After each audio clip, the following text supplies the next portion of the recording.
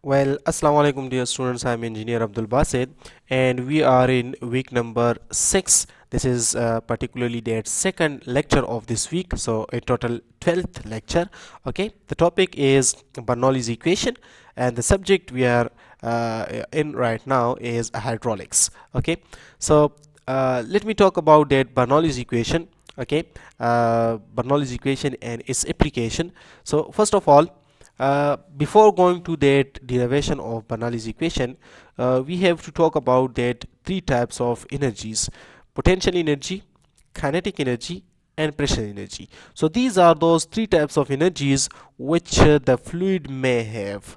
Okay, or one type of energy may be in a greater amount and the other may be in a less amount. Okay, and then this one may also be present. Okay, or ultimately these three will also be present. Okay, so you can say that potential energy, kinetic energy, and pressure energy, when you are adding all these, okay, you will get the total energy, okay, of the fluid in a pipe. Okay, and that total energy will also lead you to their total head. Okay, total head, th. Okay, so if you are representing these energies in the form of head, so that will be potential energy head, kinetic energy head, and then pressure energy head. Okay, so when you are having all these three added, okay, so the sum of these three heads, that potential energy head, okay, and then kinetic energy head, okay, and plus that pressure energy head, okay, that will be the sum of all these three will be equal to that total energy head. Okay, or the total head, th. Okay, so here it is in detail for you that what this potential energy will be equal to in a pipe, and how you will determine that kinetic energy, what is the equation for it, and then pressure energy. So here it is the detail about it. Potential energy of a liquid particle. Let me move it from here. Okay, potential energy of a liquid particle in motion. Okay, so potential energy actually refers to not the motion, it actually refers to the energy of a fluid particle at rest in any position. Okay, so that will be the potential energy. For example, you are having a particle, this is that particle, and it is at a height z above the ground level. So this z is actually its potential energy. Okay, so that can be this potential energy can be shown with the help of that z as well, or in other words you can have that is mgh. Okay, mgh, this is mass, this is gravitational acceleration, and this is h. Okay, so whenever you are having a constant weight of the particles, okay, so you can ignore this term. Okay, as this is for all the particles uniform, and this term can be taken as potential energy head. That will be you can say the potential energy per unit weight, that will be h, and then h can also be represented in the form of z. Okay, so whenever you are having that h or that z or that mgh, all of them are having the same meaning. Then we are having kinetic energy. Okay, kinetic energy is determined by using this equation, v square divided by 2g, where v is the velocity. Okay, this is mean velocity. Okay, and g is that gravitational acceleration. So simply you can say that this is an energy that is related to the motion by virtue of its motion. Okay, here it is, I'm sorry, this is here it is, by virtue of its motion or velocity. So that velocity which is possessed by liquid particles by virtue of its motion is actually called kinetic energy. Why? Because it is having some velocity. Okay, so whenever the velocity is discussed, so that energy due to velocity is called kinetic energy, unlike this potential energy which was by the virtue of the position of these particles. Okay, then we are having that pressure energy. Okay, pressure energy is actually by virtue of the existing pressure. Okay, and it can be represented in the form of p. If you want to calculate it for unit weight, so then p divided by unit weight will be the equation for you. Okay, so P is pressure. Okay, of that particular at that particular position. Okay, so here it is. Moving on, summing all these three types of energies, so we have that uh, total energy, which is equal to potential energy plus kinetic energy plus pressure energy. Okay, so that will be in meter of liquid. Okay, when you are using the unit weight of water over here, unit weight of water over here, unit weight of water all over, so then you will get this meter of water. Okay, whenever you are using some other type of unit weight, other type of fluid, and using his unit weight over here, okay, so then it will be in meter of that particular liquid. Okay, so you can say that this is also called total energy head, or total head of liquid, which is the sum of all these three energies, or sum of all these three heads, and ultimately it will be also in the meter of head. Okay, a meter of liquid. So moving on to Bernoulli's equation. Particularly, Bernoulli's equation is actually a simple type of equation where it states that the total energy of a fluid that is flowing in a pipe will remain the same at all the cross sections. Okay, so for example, we are having a cross section over here and a cross section over here in this pipe. Okay, so when we calculate the total energy over here, that will be the sum of that potential energy, kinetic energy, and that pressure energy. So that total head at this point will remain the same as that of the potential head at this point, that is TH2. Okay, and this will be also equal to that sum of all the energies, that is potential energy, kinetic energy, and pressure energy. Okay, so this is their simple statement of the Bernoulli's equation. Now how you will prove this phenomena, that total head will remain the same? So it refers to that the sum of the energies over here and the sum of energies over here should also be equal numerically. So how you will derive that equation? Here it is the phenomena. Let me read this statement for you. For a perfect incompressible fluid, this is the condition. Perfect incompressible fluid is the condition. Okay, so don't forget about this. Following Flowing in a continuous stream, the total energy of a particle remains the same. Okay, total energy will remain the same for each particle while the particle moves from one point to another. Okay, doesn't matter whether it is moving or not. This statement is based on the assumption that there is no losses due to friction in the pipe. So there is an assumption that there is no losses in the pipe. Okay, if you consider some losses in the pipe, which is definitely there, some losses will be there. Okay, this is definite. Okay, so then this equation is not valid, and it will be valid with few modifications. Okay, so then you can say that there is an assumption on the basis of which this equation is derived, and that assumption is losses of friction in the pipe is 0. Okay, so you can say that the total energy is equal to Z plus kinetic energy and pressure energy. This Z is potential energy, I've told you, this is kinetic energy, and this is pressure energy. Okay, so if you know about this thing, okay, then let me go on that. For example, we have taken few sections, or two sections on the pipe. For example, this is a tapered pipe in which the velocity of the in which a water is flowing over here in the pipe from the section AA to section BB. Okay, the section AA, for example, this is section 1. At this section we are having that head, or you can say that potential energy or elevation with respect to this datum line, is actually Z1. Okay, and this point 2, or section BB, is having elevation of the center of the pipe with respect to this datum line as Z2. This is Z2, don't be confused over here, this is Z2 and this is Z1. Okay, then the pressure at this point, section AA, is P1, and the pressure at section 2, that BB, is P2. Okay, so definitely it will be opposite to each other. Okay, this pressure is like exerted by the water that is flowing from the behind, and here it is when this fluid is in motion. So this fluid that is at rest will resist this flow of motion. Okay, and what that resistance is, that is P2.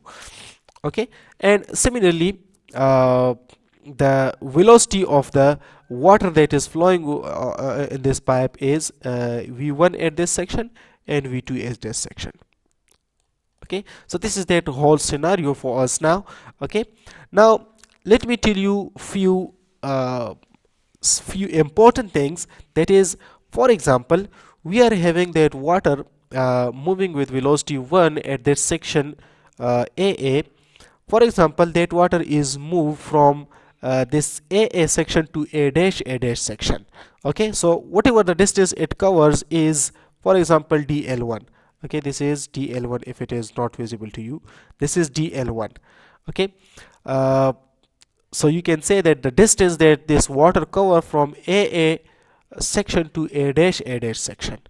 Okay, and similarly, this water over here that is resisting that is facing a resistive pressure will cover a distance that is dl2. Okay, so that will be dl2. Okay, if it is not visible to you, then at this point that pipe may have a circular area. Okay, that is, for example, A1. Okay, and at this point this pipe is also a circular pipe and it will have an area that is A2. Okay, so at this section the area is A2, at this section the area is A1. This is area. Okay, so this is that whole scenario that I wanted to tell you about. Okay, so here it is. uh, that first assumption for us, that let's say that W be the weight of the liquid that is present between A section and A dash section. So here it is, this is A dash section. How you will find out the weight of this fluid over here?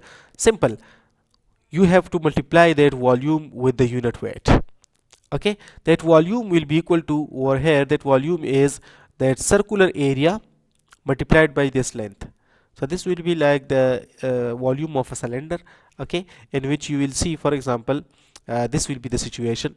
Let me draw it over here. This is that for example, that rectangular area which is having distance dl1, but this rectangular area is from one side. Okay, and the other side is not having that rectangular area, it is having an area of circular shape. Okay, this is a circular area, so this circular area is having an area a1. Okay, and the length, or you can say the height of the cylinder will be dl1. Okay, dl1 small l, dl1. Okay, so a1 multiplied by dl1 will give us the volume. Whenever you multiply this volume with the unit weight multiplied by volume, so this will give you the total weight of the water that is present between in this section a dash. Okay, so I hope this is now understandable for you. Okay, so similarly, how much of the fluid is, for example, a fluid of volume A1 dl1 into unit weight is replaced, or you can say displaced over here at the section 1. So the same amount of water will be displaced over here as well. Okay, because it is the same pipe, it is a closed pipe. Okay, so then you can say that this will be equal to W A1 dl1 WA2 dl2, so both will remain the same.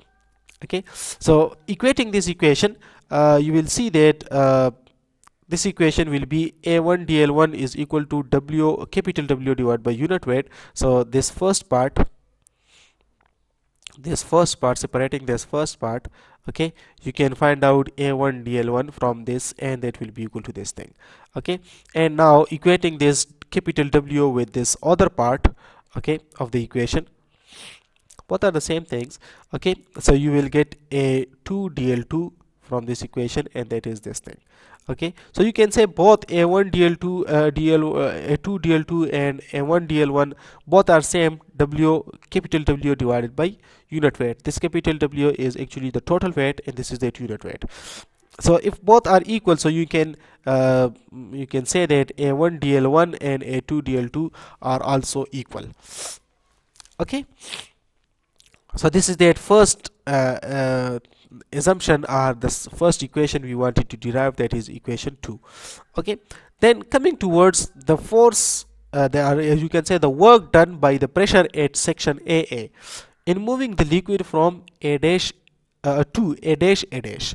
Okay, so how much work is done? So that will require some pressure, some force, and some distance is covered over there. Okay, so force multiplied by distance, and that force is actually that pressure force exerted by that fluid from coming from the behind, and this is that a1 dl1, that is the distance. Okay, this is, you can say, this a dl1, this is the distance, and this is that force. Okay, and why this is equal to p into a, as you all know that pressure is equal to force per unit area. Okay, so area is a small a. Now if you want to find out the force, as here we have force in the equation, so that will be equal to p into a. Okay, so this is that equation for force. Okay, now in the same way we are having the water that is moved in the other section, bb to b dash b dash. Okay, so here the pressure was in the opposite direction. Okay, and the rest of the things are the same. The minus sign is taken in the as the direction of p2 is opposite, okay, to that of p1. So now moving on, you can say the total work done will be equal to the sum of these two equations, this equation and this equation. So that will be like this now. Okay, so you know that a1 dl1 is equal to a2 dl2, so you can replace either of these by the other. So we have replaced this a2 dl2 with a1 dl1. Okay, so then taking common a1 dl1, p1 minus p2 is equal to that this a1 dl1 is equal to w, capital W divided by unit weight, as we have here this equation, this thing or this thing. Okay, so we have to put it over there. So this will be that form that we want to have. Okay, this was the difficult most thing in this equation. Okay, the rest are just fun. Okay, laws of potential energy will be equal to, in that particular weight, z2 z1 to z2 is that loss in the potential energy, and gain in kinetic energy. So whatever that energy is lost in potential will be gained in kinetic, and that will be equal to v square divided by 2g minus v1 square divided by 2g.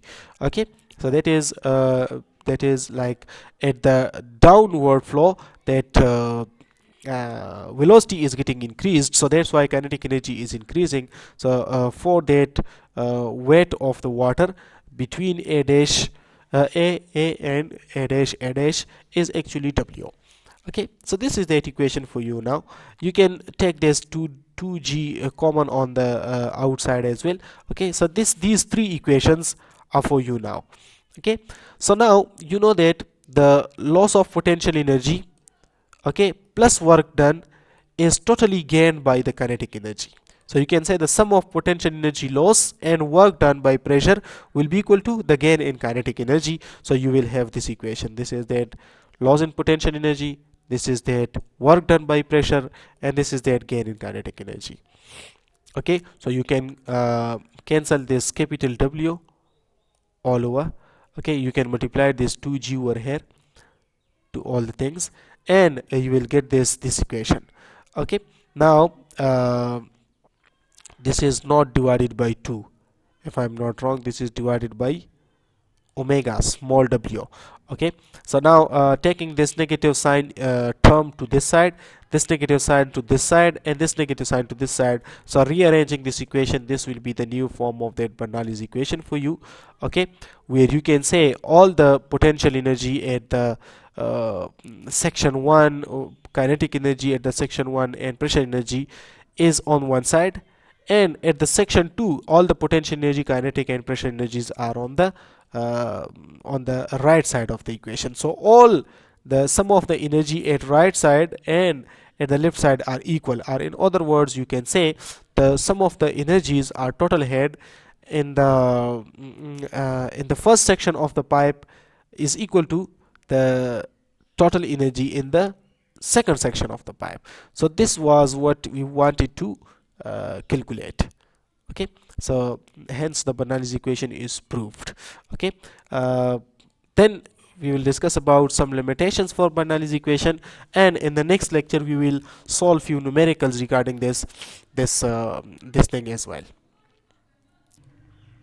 So in limitations, we have their first limitation, that is the Bernoulli's equation has been derived under the assumption that the velocity of every liquid particle across any section of the pipe is uniform, but the actual practice is not the same.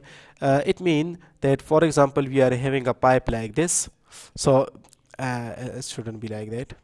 Let me remove it. Okay, for example, we are having a pipe like this, a pipe. Okay, a uniform pipe, and we are having different particles over there, that particle, this particle, that and this one. Okay, and all the particles are moving with a specific velocity. Okay, so for example these arrows are showing us the velocity of each particle. So this is the assumption that is made for the Bernoulli's equation, that all the particles are having the same velocity. But this is not the actual situation. The actual situation is like, for example, we are having a pipe like this. Okay, let me draw it in green now. Okay, this is that pipe, and we are having different particles over there in the pipe. These are those particles. Okay, and those particles are having some velocity. So in actual the velocity will be like this, near to that surface of the pipe it will be less, and then coming towards the center it will be more. Okay, it will be more, and then again coming towards that other end of the pipe it will be less. Okay, so this is how it is different in actual. Okay, then the Bernoulli's equation has been derived under the assumption that the external forces except gravity force is acting on the it means no external force is acting, but the actual practice it is not the same. Okay, there are always some external forces. Okay, that may be such as friction of the pipe, or acting on the liquid, and other types of forces may also be considered over there. So this is not the practical situation. In practical you cannot ignore this pipe friction. The Bernoulli's equation has been derived under the assumption that there is no loss of energy of the liquid particle while moving. Okay, so this is something interesting, that the liquid particles are not losing its energy while moving through the pipe, but it is not the case. Okay, it rarely happens in the turbulent flow. Okay, the particles will definitely lose its energy, or in viscous flow it will lose some energy due to the shear forces. Okay, so which is not considered in the Bernoulli equation. If the liquid is moving in a curved path, the energy due to centrifugal force should also be taken in account. Okay, so this is their important phenomena. For example, we are having this type of pipe. Okay, so whenever the fluid is moving in this pipe, for example, let me show it with a different color. For example, this is the direction of the fluid. Okay, so the centrifugal force is acting over here, which is taking this particle away from the center. Okay, which is somewhere here. Okay, so then you can say that should also be taken in account. Okay, that centrifugal force should also be taken in account. Okay, which is not in practical in Bernoulli's equation. Okay, so let me do it one by one. The first wrong assumption over here is, which is not the practical case, that the velocity of all the particles in a pipe remain the same, which is not the case. Okay, the particles which are near to the surface of the pipe are having less energy, less velocity, and the particles that are near to the center of the pipe are having more velocity. So this is their practical case. Secondly, Bernoulli's equation has taken an assumption that there is no any external force acting on the fluid. Okay, but in practical there is some friction forces or other type of forces which are acting on these fluids. So that should also be taken in account. And the third limitation, or you can say the drawback in this Bernoulli's equation is that it has taken the that no energy is lost in the fluid while it is flowing, which is not the case. In turbulent flow there will be definitely some loss in energy, and then due to the shear forces in the layers of the fluid in a viscous flow will also have some effect on that energy, and some energy will be lost over there as well. Okay, so that shouldn't be neglected, that should be taken in account. And if liquid is flowing, the fourth one is, if the liquid is flowing in a curved path, so centrifugal force is also acting on the fluid, that should also be taken in account. Okay, so that is the fourth assumption for you. Okay, that's all about Bernoulli's equation. In the coming lecture, inshallah, we will talk about few numericals regarding Bernoulli's equation, total energy effects. Okay, and that's all from this lecture. Thank you very much. Assalamu alaikum.